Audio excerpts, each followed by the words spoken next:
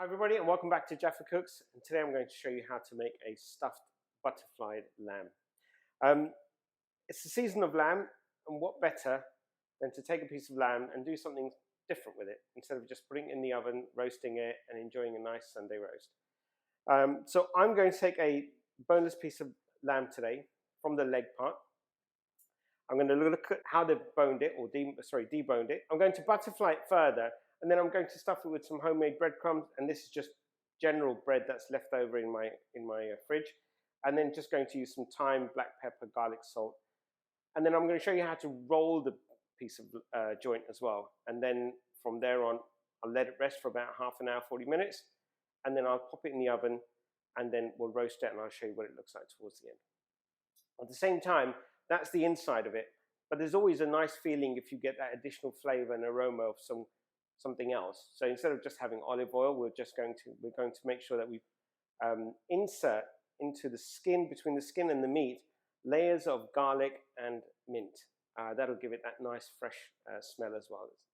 Okay, so before we start, I'm going to show you how to also lay out your string. Now, a lot of the time you can go to your local butchers and get the net, the spring net that you can use later on. But I find it easier if you have string yourself, and plus this will teach you how to use an additional skill as well. So I'm going to lay my string across. There's about 6 pieces.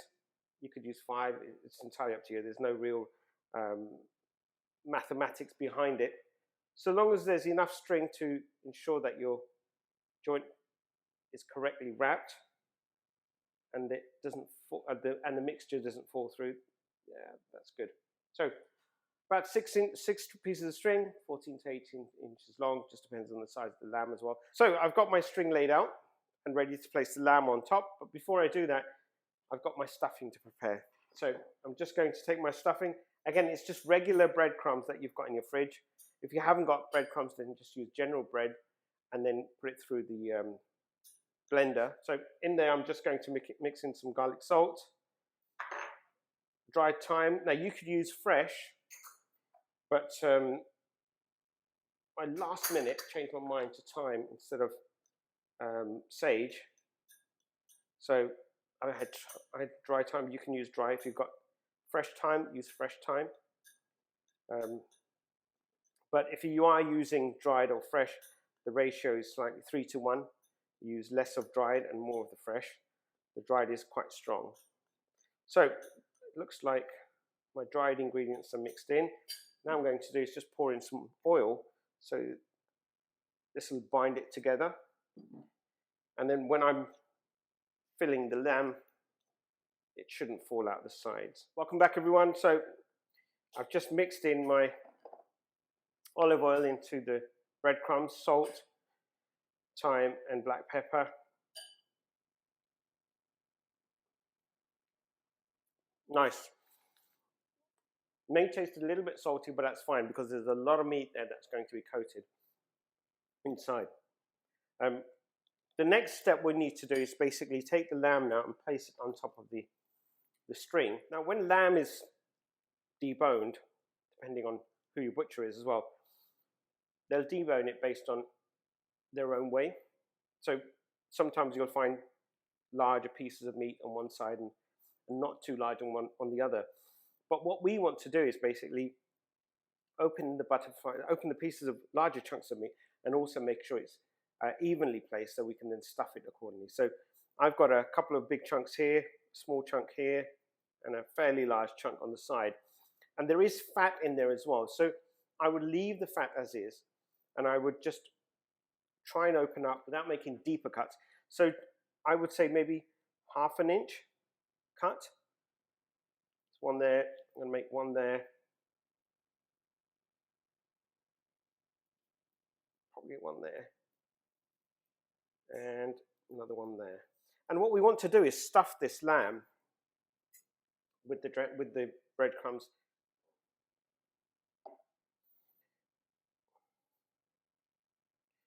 Now I'm going to go a little bit into each cut and try and stuff each cut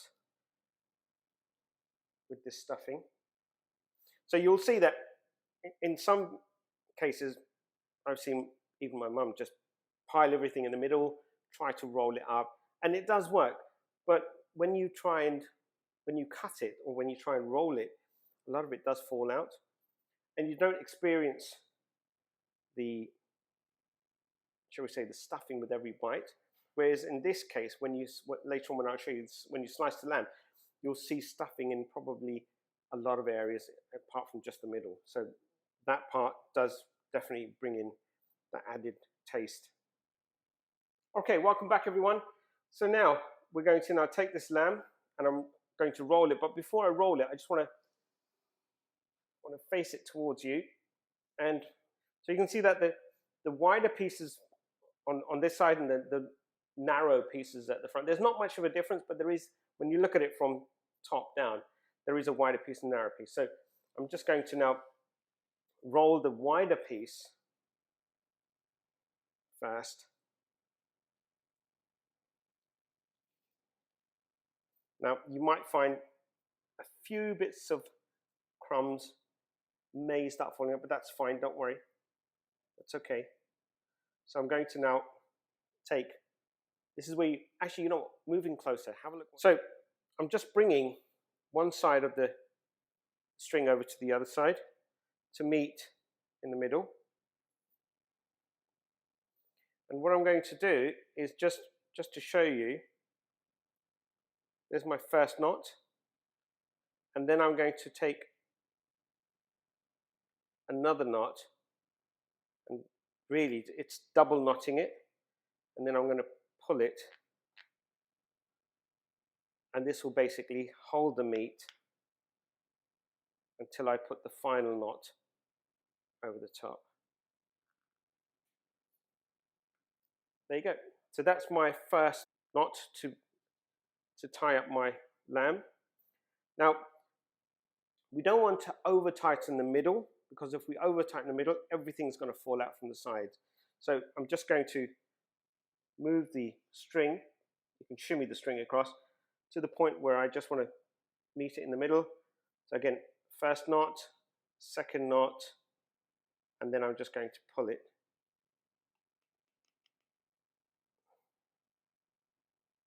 And I'll put my final knot over the top and pull it tight. There you go. You can see very clearly the meat's tied up.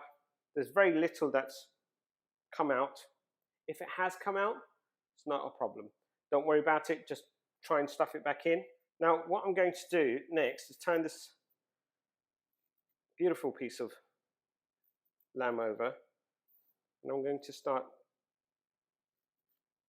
making some holes so I can then start filling in the mint and the garlic. Okay, so there's my beautiful piece of lamb, nicely rolled, stuffed. Now that the inside is perfect now. It's stuffed, it's got everything it needs whilst it's cooking. It's going to release and bind that stuffing, and you'll get the juices of the meat, and by the time we carve it up, it absolutely tastes awesome. Now on the outside, what I'm going to do, I'm just going to make small cuts, taking a really sharp knife, about an inch deep.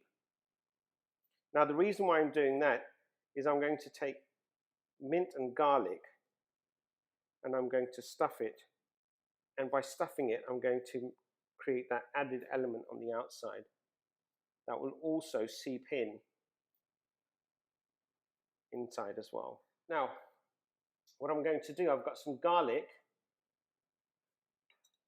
and I've got some mint. So now what I'm going to do is I'm going to take a mint leaf. Now I've got garlic wedges that I've cut, and I'm going to take the garlic wedge, place it in the mint, roll it up,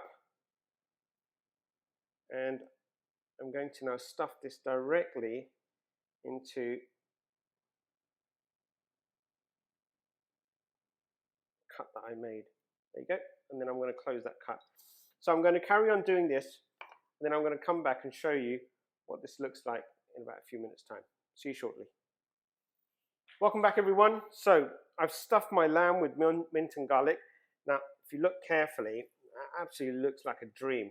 So those pockets that I've made in the lamb, they're now stuffed with bits of garlic and mint wrapped up in wedges, and I've just pushed them in. Now, if you find it difficult to go in, just take your little finger or your index finger and just poke a hole in there before you try and insert the garlic and mint, and that will open up the hole a bit more, and then you can just push it through.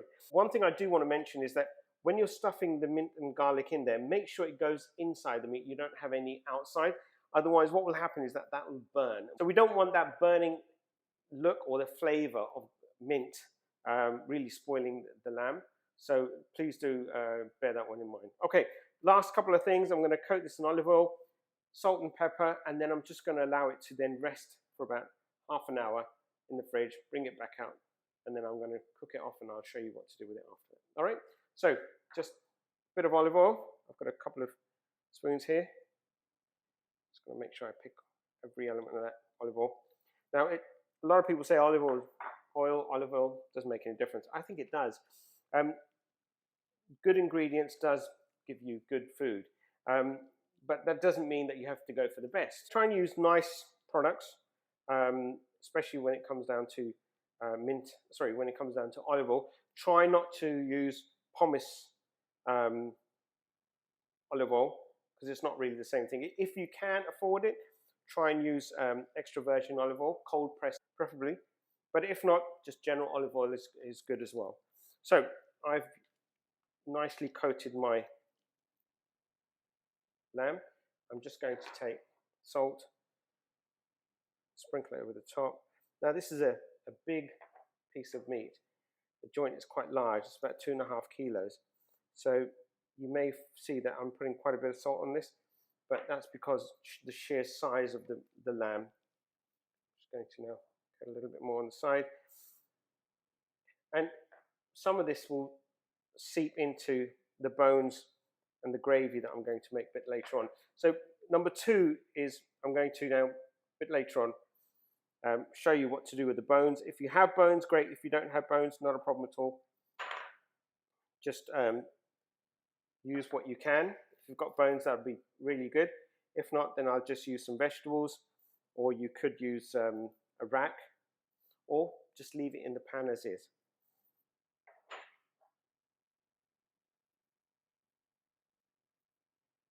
Right, I'm just going to roll that up. Now, just making sure that any parts of the garlic and mint, anything that's poking out, I'm just going to make sure that's gone in, sealed up with the fat, the meat. And I'll do that just before I roast this off as well. Okay, so final touches. Into the fridge it goes, half an hour, 40 minutes, and then I'll come back and show you what to do next. See you a bit later on. Hi everybody, welcome back. And my lamb has been rested for about 40 minutes. I brought it out from the fridge about 10 minutes ago. So I'm going to give it another 5 minutes, and then by that time I'll pop it in the oven. Now this is a 2.5 kilo joint. The cooking times are in the description below. Obviously you'll cook based on your own preference. We're going to cook this to medium, so it's going to go into the oven around about 75 to 80 minutes at around about 180 degrees. We'll start it off on 200 degrees for 20 minutes and then lower it down to about 180 for the remaining time. And by that time, do have a look after about half an hour what your lamb's like. You may want to, depending on your oven, maybe want to turn it round. But as it is, it should cook perfectly. So I'll see you back in about 75 minutes. And I'll show you what my lamb looks like. Before you go, if you haven't already subscribed to my channel, please do so. Click on the bell icon, get the latest updates, share with your family and friends, and DM me how your roast lamb turns out to be. Okay, see you shortly. Bye. Welcome back everybody, and my lamb's done. It's medium to medium rare, or medium to medium well. And I'm just going to now take off those pieces of string, and the outside perfectly nice and crispy, and I'm expecting the inside to be nice and not too pink but pinkish.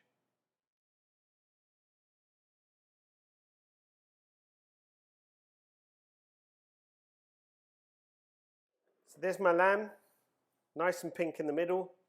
The stuffing you can see. And I'm going to enjoy this now. See you again. Tell me how yours went and share with your family and friends. Bye for now.